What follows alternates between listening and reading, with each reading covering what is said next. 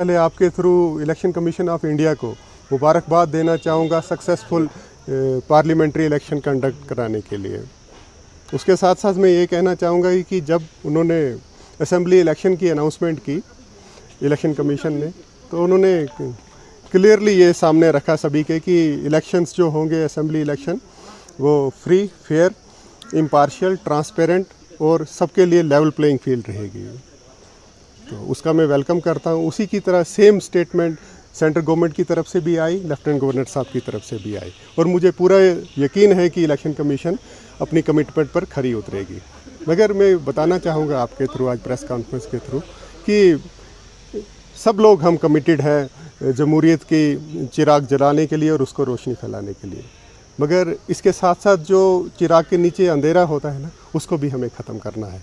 आज की जो प्रेस कॉन्फ्रेंस है वो कुछ कंसर्न में इलेक्शन कमीशन ऑफ इंडिया के सामने शो करना चाहता हूँ।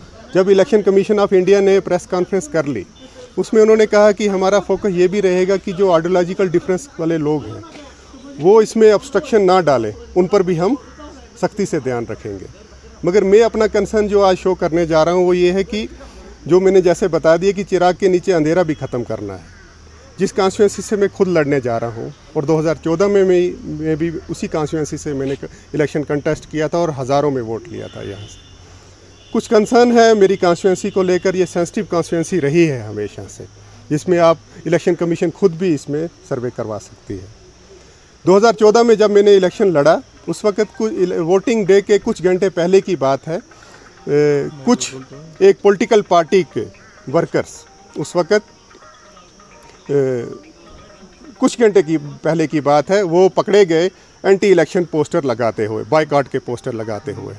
उसमें ये प्रेस कटिंग में साथ लाया हूँ आपके सामने दिखाने के लिए। हर अखबार की सुर्खी थी वो उस दिन, वो प्रेस में जो आया सामने, जो लोग पकड़े गए, इसमें एक ड्राइवर भी इन्वॉल्व था।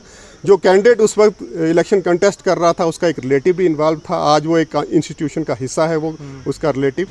उसमें ड्राइवर भी रहा, गाड़ी का नंबर भी इसमें आप मेंशन किया गया है, और 3 वर्कर भी उसके पकड़े गए।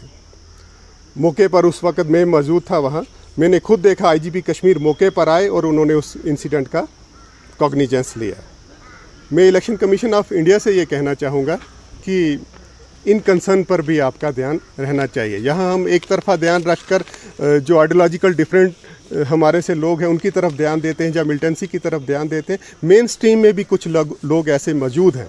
आप देखिए गुलमर्ग में एक ऐसे एलिमेंट अभी भी मौजूद हैं जो पूरे स्टेट लेवल पर नहीं, जम्मू कश्मीर लेवल पर भी नेशन वाइड बदनाम हुए हैं डेमोक्रेसी को वीकन करने के लिए। हमें उन एलिमेंट्स पर भी नज़र बनाए रखनी है। मेरा ये कंसर्न है कि ऐसी इंसिडेंट इस बार की इलेक्शन में ना हो जाए, इसके लिए कुछ मेजर्स आपको लेने पड़ेंगे। मेरी जिम्मेदारी बनती है आपके सामने कि ये अटेंशन आपकी सीख की जाए इस कंसर्न को शो करके।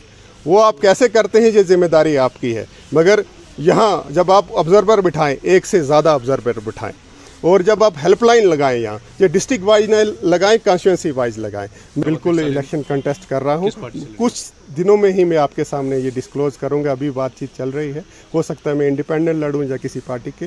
ये जब नोटिफिकेशन आएगी सबसे पहले मैं आपसे बात। आज ये पूरी तरह मेरा सेकेंड हाउस है, मगर जिस तरह से लोगों का प्यार मिला मुझे लास्ट इलेक्शन में, फिर मेरा फ़र्ज़ बनता है उस वोटों की कदर करना, उसकी हिफाजत करना, उन लोगों के साथ जुड़े रहना। और आज 10 साल हो गए हैं, कोई ऐसा इशू नहीं है, कोई ऐसा मोहल्ला नहीं है जिसमें मैं नहीं गया और उस मसले को नहीं उठाया। ये 2-3 लोग ही पुराने ही आए हैं। मैं चाहता था नए चेहरे दिखें, मगर अभी तक कोई उनमें से सामने नहीं आ रहा। इसलिए मैंने खुद समझा कि मैं खुद सामने से आ जाऊँ, और आने चाहिए। मेरी ये अपील रहेगी आपके माध्यम से कि मैक्सिमम यूथ के लड़के, जो मैंने कोशिश भी की उनसे बात करने की, आप आइए सामने और लड़िए और इसको थोड़ा और जमहूरियत को मजबूत करें।